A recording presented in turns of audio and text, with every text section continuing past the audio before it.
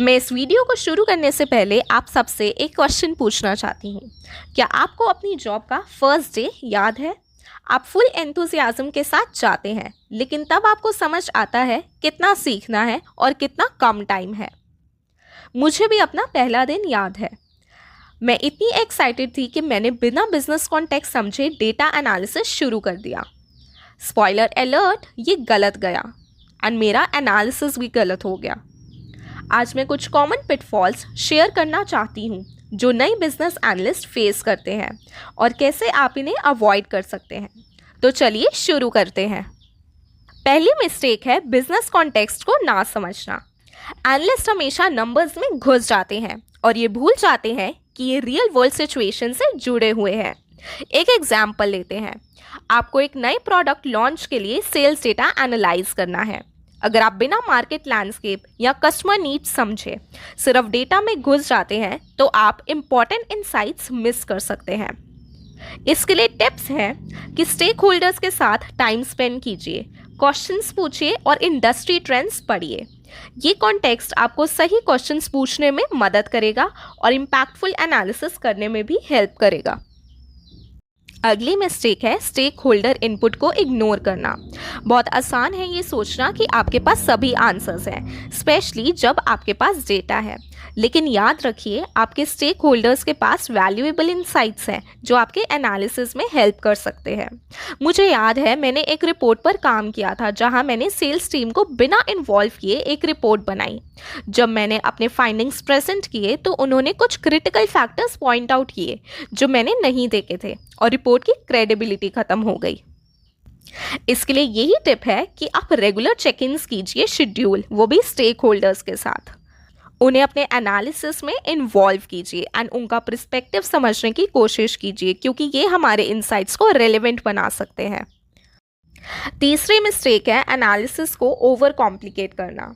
नए एनालिस्ट के लिए ये फील करना नेचुरल है कि हमें कॉम्प्लेक्स मॉडल्स और इंट्रिकेट डेटा सेट्स दिखाने चाहिए, लेकिन कभी कभी सिंप्लिसिटी भी ज़रूरी होती है।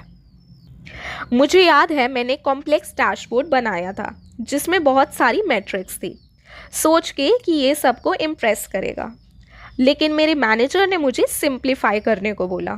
मेरे विजुअल्स कॉम्प्लेक्स होने की वजह से की इनसाइट्स की नॉइज़ में खो गए। इसके लिए मेरा ये टिप है कि सबसे क्रिटिकल मैट्रिक्स पर फोकस कीजिए जो आपके बिजनेस ऑब्जेक्टिव से अलाइंड है। क्लियर और सिंपल विजुअल्स का इस्तेमाल कीजिए अपनी बात को समझाने के लिए। फोर्थ मिस्टेक है फाइंडिंग्स को क्लियर तरीके से कम्युनिकेट ना करना। डेटा कभी कभी ओवरवेलमिंग हो सकता है और अगर हम अपनी इनसाइट्स को समझने लायक तरीके से नहीं प्रेजेंट करते तो वो इग्नोर या मिसअंडरस्टूड हो सकती है। मैंने एक प्रेजेंटेशंस दी थी जब मैं टेक्निकल जार्गन और कॉम्प्लेक्स चार्ट्स का इस्तेमाल किया, जिससे मेरे ऑडियंस कंफ्यूज हो गए। मुझे समझ आया कि मुझे डेटा के साथ एक स्टोरी बतानी चाहिए, सिर्फ नंबर्स प्रेजेंट नहीं करने चाहिए। अपनी कम्युनिकेशन को अपने ऑडियंस के लिए टेलर कीजिए। स्टोरी टेलिंग टेक्निक्स का इस्तेमाल कीजिए ताकि आपका डेटा रिलेटेबल और एक्शनेबल बन सके। की इनसाइट्स और उनके बिजनेस पर इम्प्लीकेशंस को हाईलाइट कीजिए। फिफ्थ मिस्टेक है डेटा क्वालिटी को इग्नोर करना। ये मिसलीडिंग कंक्लूजन्स और पुअर बिजनेस डिसीजंस की तरफ ले जा सकता है। नए एनालिस्ट के लिए ये टेम्पटेशन होता है कि हम एनालिसिस शुरू करने से पहले डेटा सोर्सेज को थॉरली वैलिडेट नहीं करते। मुझे याद है मैंने एक ऐसे डेटा सेट के साथ काम किया था जिसमें बहुत सारे एरर्स थे। मैंने एज्यूम किया कि डेटा एक्यूरेट है और अपने एनालिसिस के लिए उसे यूज़ कर लिया। रिजल्ट सिर्फ इनकरेक्ट नहीं बल्कि टीम के लिए सिग्निफिकेंट कन्फ्यूजन बन गए। मैंने अपने मिस्टेक से ये सीखा है कि हमेशा डेटा क्वालिटी को एसेस कीजिए एनालिसिस शुरू करने से पहले। डेटा वैलिडेशन और क्लीनिंग के प्रोसेस इम्प्लीमेंट कीजिए ताकि आपकी फाइंडिंग्स रिलायबल इंफॉर्मेशन पर बेस्ड हों। कंफर्मेशन बायस ये तब होता है जब हम ऐसे इंफॉर्मेशन को फेवर करते हैं जो हमारे प्री एग्जिस्टिंग थॉट्स, बिलीव्स या हाइपोथेसिस को कंफर्म करता है और कॉन्ट्राडिक्टरी डेटा को इग्नोर कर देता है। एनालिस्ट के लिए ऑब्जेक्टिव रहना बहुत ज़्यादा ज़रूरी है। मुझे एक प्रोजेक्ट का एग्जाम्पल याद है जहाँ पे मेरा हाइपोथेसिस था कि हमारी मार्केटिंग स्ट्रैटेजी इफ़ेक्टिव है। मैंने डेटा को सिर्फ इस तरीके से देखा था जो इस व्यू को सपोर्ट करता है और अपोजिट सिग्नल्स को इग्नोर किया था। इस वजह से मेरी रिकमेंडेशंस गलत साबित हुई। तो इस चीज़ में मैं आपको सजेस्ट करूँगी कि एक्टिवली डाइवर्स पर्सपेक्टिव्स को ढूंढिए और अपने एजम्पशंस को चैलेंज कीजिए। डेटा को अपने एनालिसिस को गाइड करने दीजिए, चाहे ये आपके इनिशियल बिलीव्स के अगेंस्ट क्यों ना हो।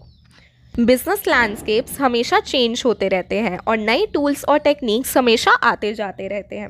एनालिस्ट को लाइफ लॉन्ग लर्निंग्स की तरफ कमिटेड रहना चाहिए।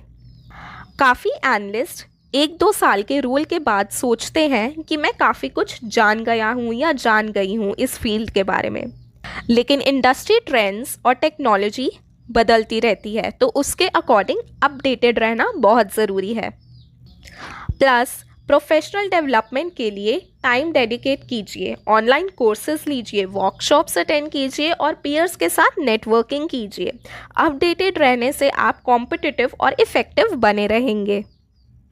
आखिरी मिस्टेक है फीडबैक को रेजिस्ट करना। बहुत सारे एनालिस्ट जब उन्हें अपने डेटा के बारे में फीडबैक दिया जाता है तो वो इस चीज़ को डिफेंसिव वे में लेते हैं, खुद को प्रोटेक्ट करने की कोशिश करते हैं, लेकिन फीडबैक ग्रोथ के लिए एसेंशियल है। तो फीडबैक्स को एक पॉजिटिव वे में लें, उन्हें समझने की कोशिश करें एंड खुद को इम्प्रूव करें उनके हेल्प से।